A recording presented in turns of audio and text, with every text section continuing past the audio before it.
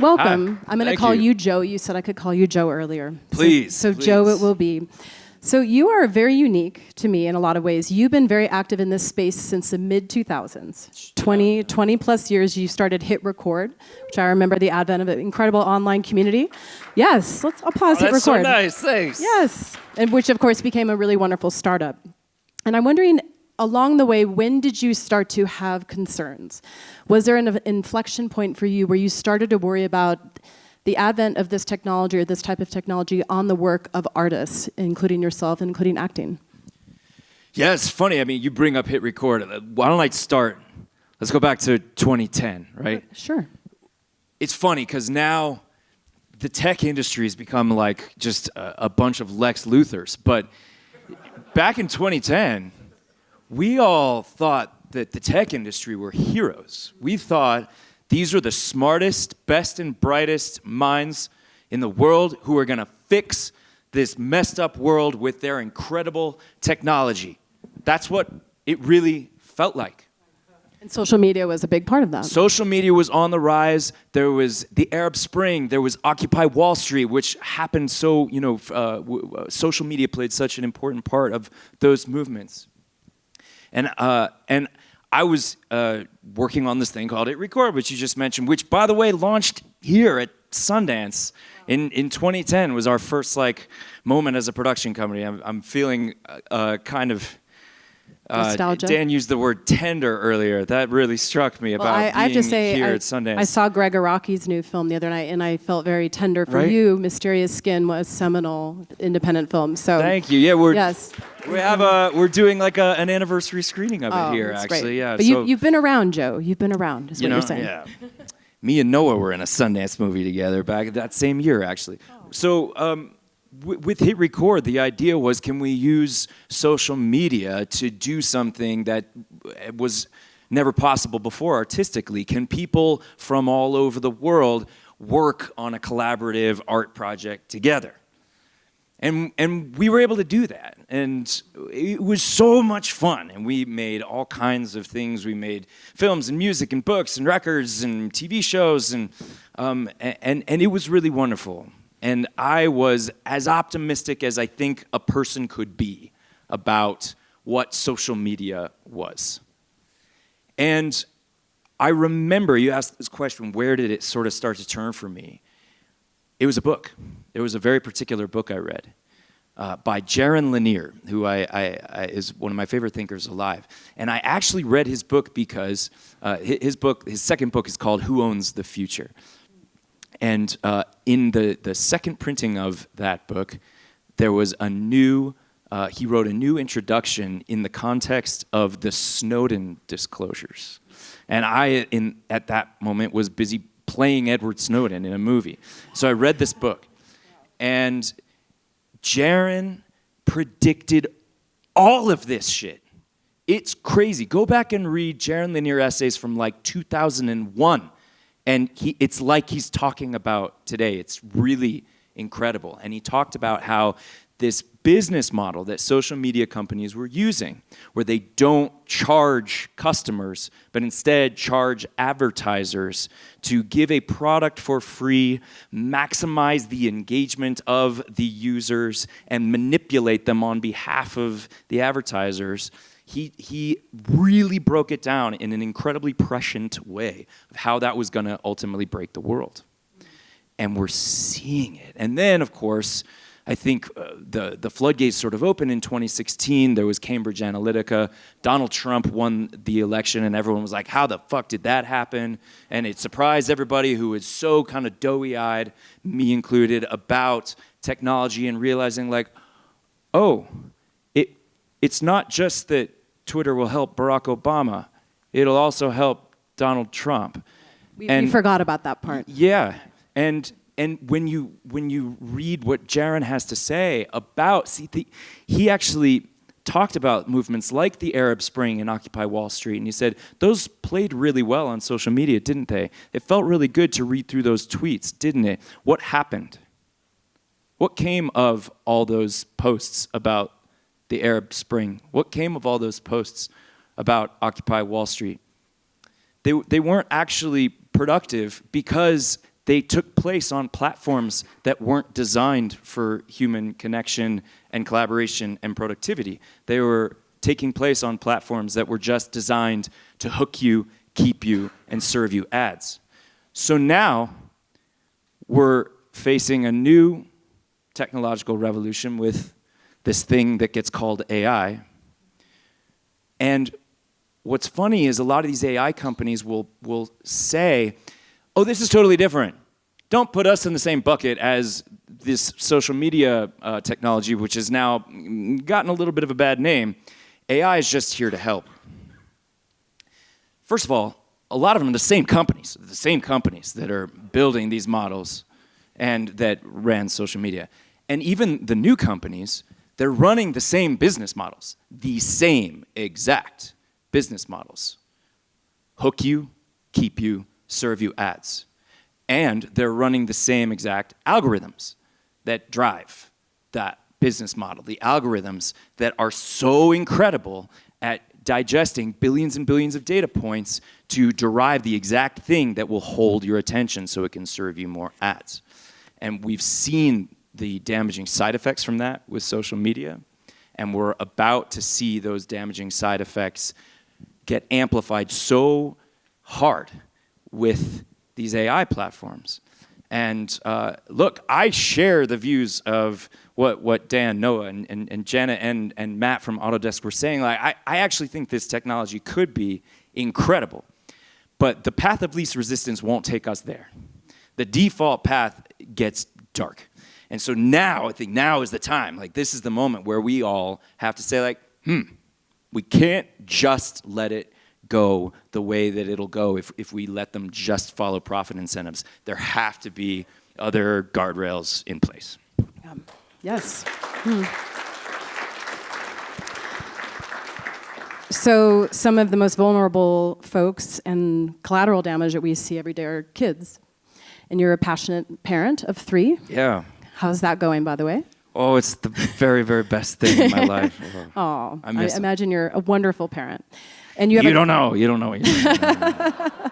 An entertaining parent, nonetheless. That's So true. you have a great Substack, and you do something called Joe's Journal, really great videos. Thanks. And in one of them, you're talking about screen time, which I know is a constant issue for parents, and also for adults, by the way, but managing kids' screen time. And you said something really interesting, which was screen time isn't the problem as much as the predatory addictive algorithms, which you just intimated. Can you put into context exactly how these algorithms are impacting little children as young as we see the babies in the restaurants holding, and I feel for the parents. They just want to eat. They just want to put a bite of food in their mouth and chew.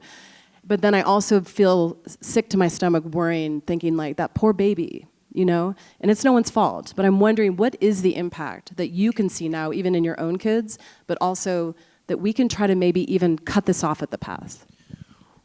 Ooh, there's a lot there. Yeah. I mean, have you ever seen those photos of like little kids smoking cigarettes back in the 1910s, 1920s? It was common as hell back then. Like little kids smoking cigarettes. We didn't know. People didn't know. And I think probably today it's still not quite common knowledge how addictive and damaging a lot of these products are, especially for developing minds. There's more and more science about this. Read Jonathan Haidt.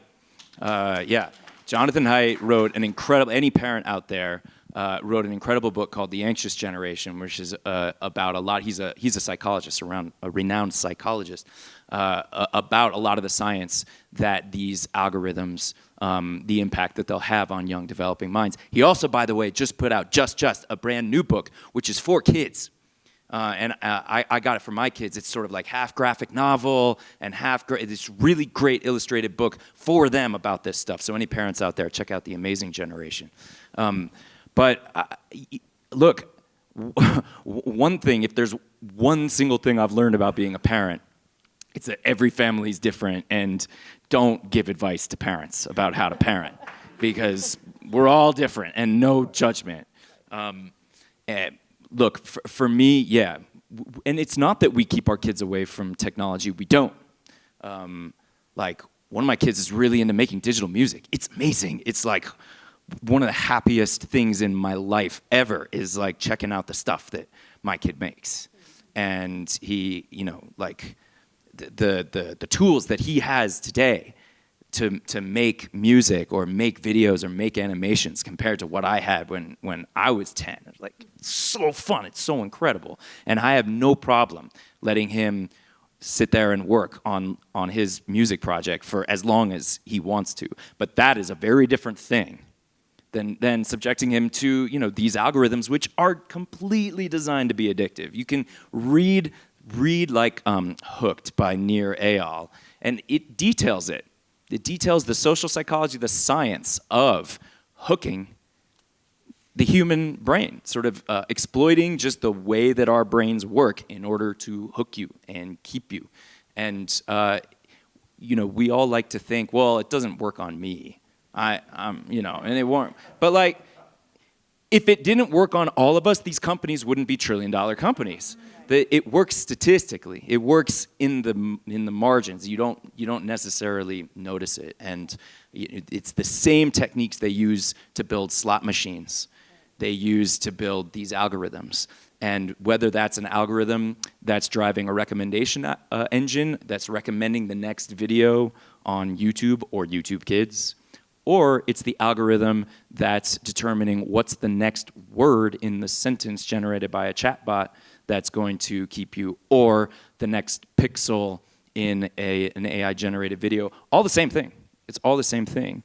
And it is addictive. And yeah, you don't give your kids addictive stuff. You wouldn't bring your kid into a Vegas casino and say, here, have fun on these slot machines. You wouldn't give your kid, you know, cigarettes to smoke or alcohol to drink. Why not? Because it's addictive. So well, I think it's hard because we use the products too. So then we're modeling You're the right. behavior, and you even say this in your video. You say you're not perfect. Of course, you're on your phone. No. You're a busy person. Yeah. So that's what's hard. You can't say don't do drugs because you can not do drugs, but we have to use these devices. Yeah. So it's about, I guess, mitigating the usage and teaching them about it. I think it is about that, and it is about parents taking that personal responsibility, but I would say that in addition to the personal responsibility, it's too much responsibility to put on any one person. There is a collective problem, and any parent has experienced this when you can try to say to your kid, no, you can't have this thing, you can't use this service, and they're like, yeah, but every other kid in my class does. So you have a coordination problem there, and that's what laws are for. We should, as parents, I think, hold firm boundaries with our kids, but also I think part of being a responsible parent is to get together, to utilize our democracy and say, hey, we collectively, as parents, we want this to stop. Right. Absolutely. And my final question for you is a two-part question. For you, what does an ethical future look like for Hollywood, since we are all creatives in this room? And who or what is giving you hope? Because this hope is in short supply these days, it seems, but it's hard to not think of Robert Redford, who brought us together here more than 40 years ago. Without him, we wouldn't be sitting here. I think he would want us to stay hopeful. So what is driving hope for you, and also what does ethical future look like? Well, I'll say one, look, I'm a member of the Creators Coalition on AI as well that Dan and Janet were talking about, and I think part of the work of that coalition is to assemble a structure of, there's so many things that should define what ethical use of AI is. I'll talk about one thing, and this again comes back to Jaron Lanier, who's written really intelligently about this stuff. These AI products, they're called artificial intelligence. There's a great thinker named Divya Siddharth who says, let's not call it that, let's call it collective intelligence. Because really, they don't artificially generate anything. Generative AI, what it really does is it just takes every movie ever made and every book ever written, every article on the web, and every song ever put out, and it ingests all that. Synthesizing, essentially. It statistically calculates, it breaks all that humanity into data, and then they call tokens, and finds the statistical probabilities between those tokens so that it can generate these incredible outputs. But it doesn't work at all without all that human input. So right now the tech companies are taking the position that they should be able to just take all that input without permission, without compensation.